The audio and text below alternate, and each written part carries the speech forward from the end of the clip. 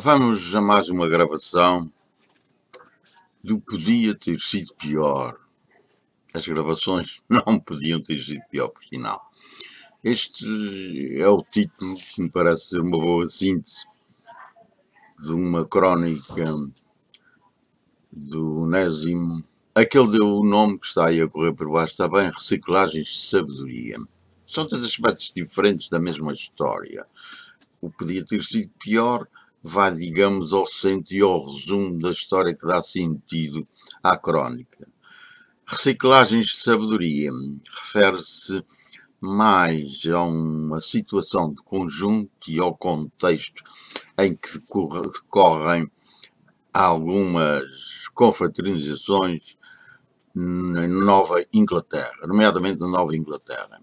Primeiro, em relação às casas dos Açores, quando, diz ele, na crónica das reciclagens de sabedoria, lhe falaram há umas dezenas de anos para criar uma casa dos Açores, ele diz que não ficou muito satisfeito e até pensou e disse que mais valia criar uma casa da América, porque na altura os habitantes da Nova Inglaterra, os açorianos, viviam fechados numa ilha, num mar americano. Hoje isso já não acontece, as casas de Açores têm a função, mais do que isso, elas até foram superadas por variadas iniciativas em que as pessoas se encontram, confraternizam, convivem com base ou na vila, ou na freguesia, ou na ilha de onde são naturais. Ele refere o caso concreto do Pico da Pedra,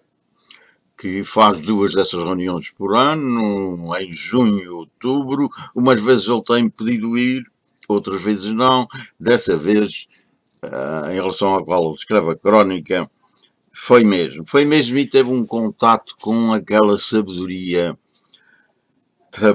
tradicional, um pouco fatalista, digamos já, e é disso mesmo que vai ser apreciada, com algumas expressões que refletem a mentalidade ou alguns aspectos da mentalidade açoriana. Esta, por exemplo, alguém que se lhe dirige e com uma voz cadenciada, com o mesmo vagar com que dizia as coisas, lhe dá uma pílula, chama uma pílula de sabedoria, a que lhe foi dada até em miúdo.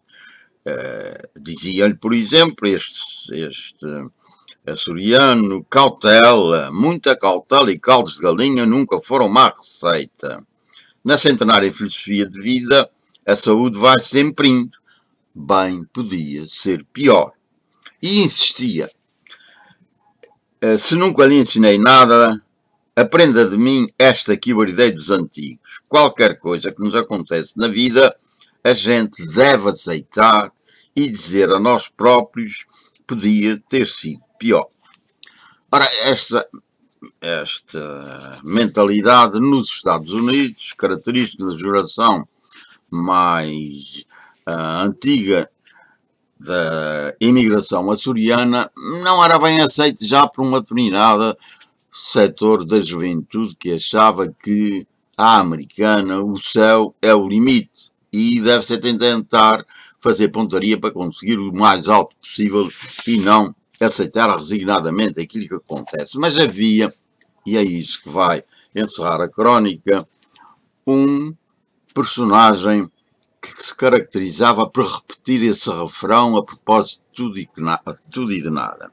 Por maior que fosse a situação de infelicidade ou de desastre. Se, por exemplo, por maior que fosse a desgraça, se, por exemplo, houvesse um roubo, ele dizia podia ter sido pior. Se houvesse um desastre de carro, olha, podia ter sido pior. Um abalo de terra, podia ter sido pior. Um incêndio, podia ter sido pior. Até que um dia, alguém que já estava incomodado com essa expressão, com esse refrão que lhes parecia a alguns das pessoas que conviviam com esse dito, o nome dele não me interessa, por causa dele repetir a propósito de tudo, e então vão contar uma história e desafiam para ele também classificá-la como o seu podia ter sido pior. E a história qual é?